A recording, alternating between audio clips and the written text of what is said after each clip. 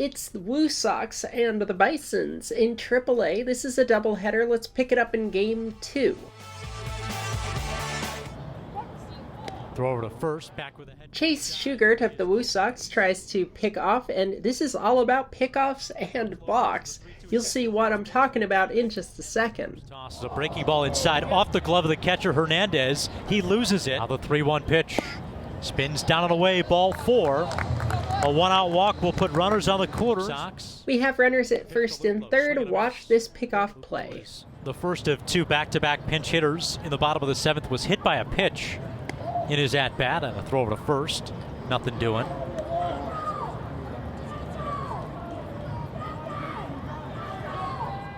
We've got some chirping from Buffalo's dugout. Umpire ignores it for just a second, but it continues. The Bison's dugout is... yeah, Casey Lawrence has been ejected by the home plate umpire Chris Marco as he was calling for a balk on Shugart, as Chris Marco is the one who called the balk on him last game. Yeah, he's saying, hey, what did I do different than that?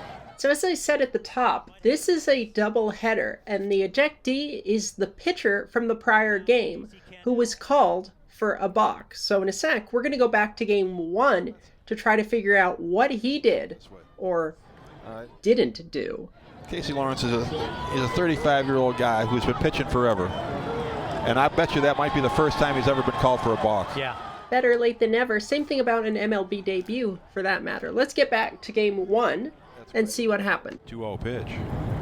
Swung on, hot smash toward the middle in the center field. So Lawrence is on the mound, and he's about to get called for a balk.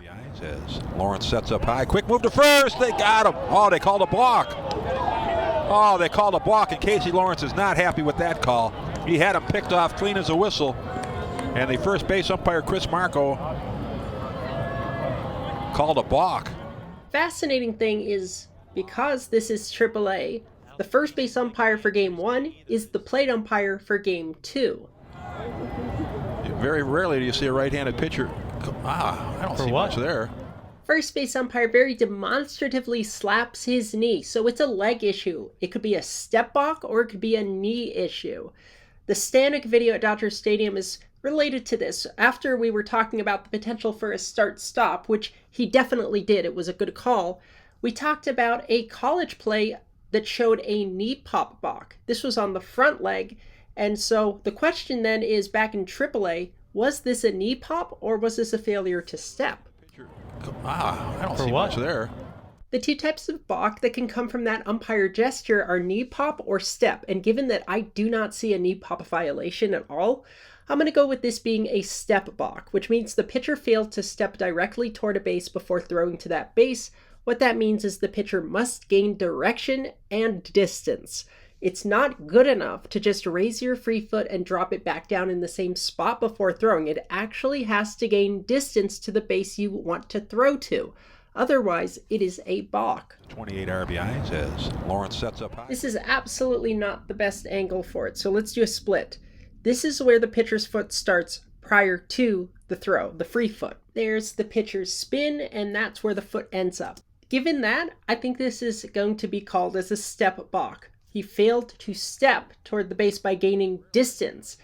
The jump turn is a common move that you see on the mound where a pitcher doesn't really gain much of any distance to the base. That's what I think the call was here. I also think that it could have been no called. I think that you can make a case for either of the two. What do y'all think? Was that a balk? Now you have your answer. Let's look again at what the Worcester pitcher did in the second game of the doubleheader. Luplow is the first of 2 back-to-back pinch hitters in the bottom of the 7th was hit by a pitch. This time, if we go side by side, tell Langtingo to get out of the way next time so we can see what's happening.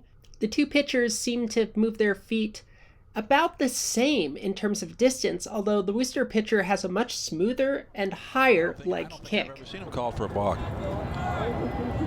Very rarely do you see a right-handed pitcher. I don't see much there. I don't see. Oh man, I don't see anything there. Thanks for the question. The answer was it was a step balk, not a knee pop balk. At least that was what the call was. I'm going to assume that Lawrence lost in game 1. Line drive left field. That's going to be down and into the corner for extra bases. Rounding third and heading for home is Nico Goodrum. Here comes the relay, and they're going to eat it. The shortstop. Isn't it amazing how that's always the case with these ejections? We'll see you on the site.